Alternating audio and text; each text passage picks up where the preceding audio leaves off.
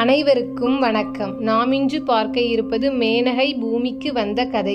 காலம் நகர்ந்தது. மேனகையும் முனிவரும் பேசத் தொடங்கினர். மெதுவாக அந்த உரையாடல் அன்பாக மாறியது. மேனகை தனது அழகையும் கவர்ச்சியையும் வெளிப்படுத்தினாள். முனிவரின் மனதில் தவத்தை விட காதல் வேரூன்றியது. இவ்விருவரின் சங்கமத்தால் ஒரு பெண் குழந்தை பிறந்தது. அந்த குழந்தை பளபளப்பான நிலவை போல அழகாக இருந்தாள். அவளுக்கு பெயர் வைக்கப்படவில்லை. ஆனால் அவள் பின்னர் சகுந்தலை என்று புகழ் பெற்றாள். குழந்தையை பார்த்ததும் மேனகையின் மனம் தாய்ப்பாசத்தால் நிறைந்தது. அவள் குழந்தையை அணைத்து கொண்டு, என் உயிரே, உன்னை விட்டு நான் போக விரும்பவில்லை என்று அழுதாள். ஆனால் தேவலோகத்திலிருந்து இந்திரனின் அழைப்பு வந்தது. உன் பணி முடிந்தது, உடனே திரும்பி வா. மேனகையின் மனம் சிதறியது. தன் குழந்தையை விட்டு செல்லும் வேதனை தாங்க முடியவில்லை. ஆனால் கட்டாயம் சென்றாக வேண்டியது.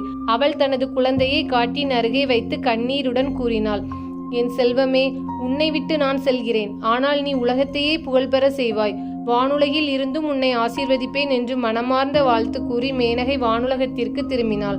அந்த குழந்தையை கண்வ முனிவர் கண்டெடுத்தார். அவர் அன்புடன் வளர்த்தார். அவளுக்கு சகுந்தலை என்று பெயர் வைத்தார். சகுந்தலை அழகிலும் பண்பிலும் சிறந்தவளாக வளர்ந்தாள். பின்னர் துஷ்யந்த மன்னனை மணந்தாள். அவர்களுக்கு பரதன் என்ற மகன் பிறந்தான். பரதன் வீரத்திலும் அறிவிலும் சிறந்தவன். அவனது புகழால் நம் தேசம் பாரத தேசம் என பாராட்டப்பட்டது.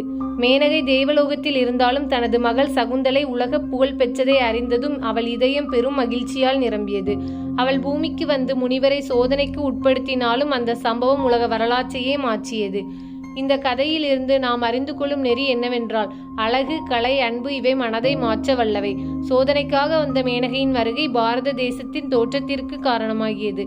கடமை மற்றும் விதி மனித வாழ்வை எப்படி மாற்றுகின்றன என்பதற்கான சான்றுதான் இந்த கதை.